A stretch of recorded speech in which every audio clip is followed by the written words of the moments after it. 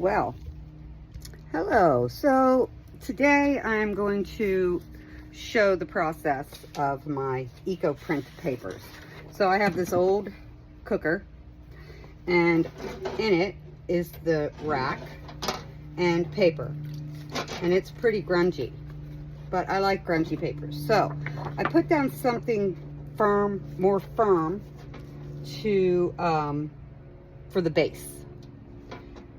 And then all the things that I got yesterday while I was foraging with my grandson, I'm going to lay on the paper. I have in this water alum, and that just looks like this.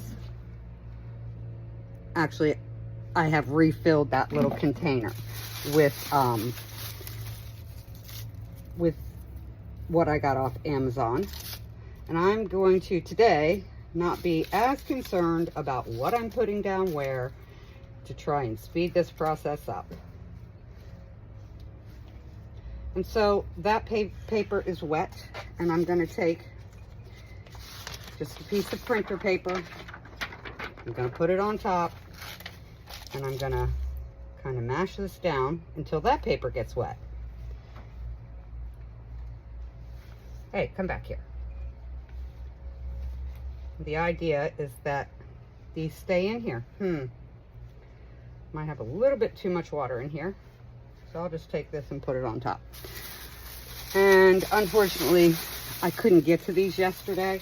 And some of this is stuff that like I haven't used before. You know, plants that I haven't used before. We're really just having fun foraging in the woods with my grandkids. So some of it I've never used before, and I don't know what the process will be, how it will turn out.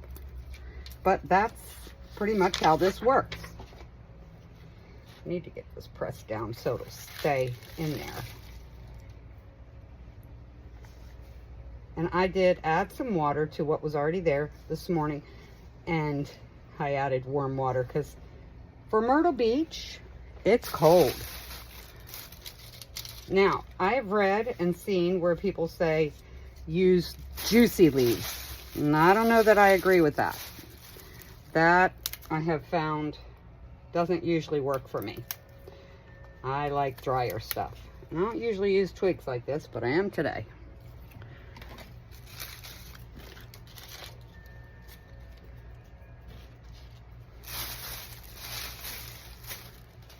But I had run out of all of my Eco Prints papers, and I was like, I need more stuff. I love leaves that have dots on them.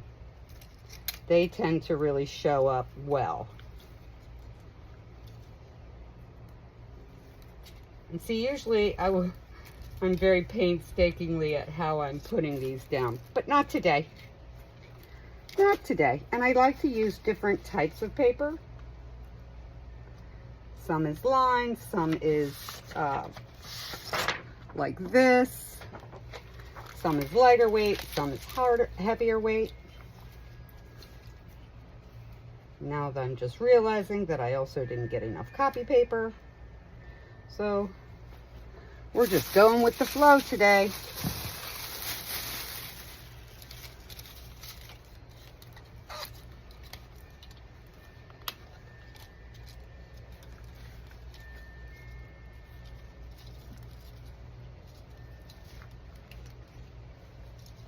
I do like to make sure that, you know, the edges have got leaves on them.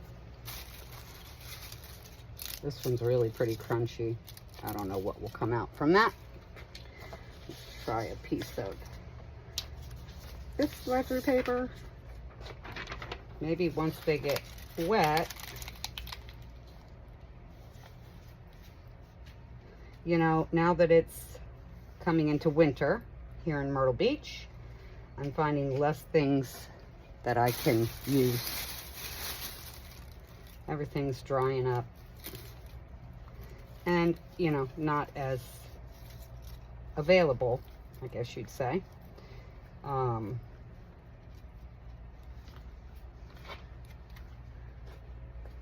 Oh, here's some cool leaves.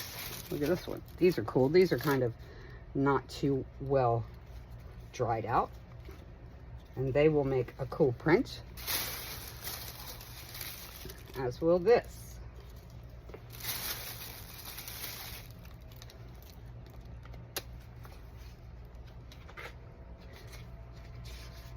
So I just continue to layer and layer and layer.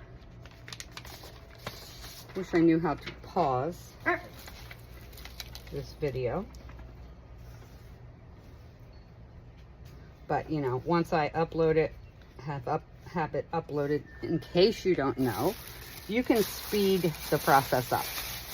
You can speed the video up. Most people who, you know, watch YouTube know that. But if you're not one who spends a lot of time on YouTube, you may not. So there's a tip for today. And I do like to put the veins down, but I also realize that it doesn't matter because they show on the next page, on the bottom. And that's the other struggle is, oh my gosh, which side do I like better? Because they're different. So once I have this all stacked up, then I have to press it down tightly. And I use an old glass baking dish and 2 concrete papers. And I put that in there and I turn this on and I leave it for 12, 18 hours, sometimes less, sometimes more. And then I get it out and I peel back. You know, I let it kind of, the papers dry a little bit, and then I start taking them apart and laying them out to dry. So this is part 1, and that's where I'm going to stop the video because I don't want to keep you here forever. So there will be a part 1 and a part 2.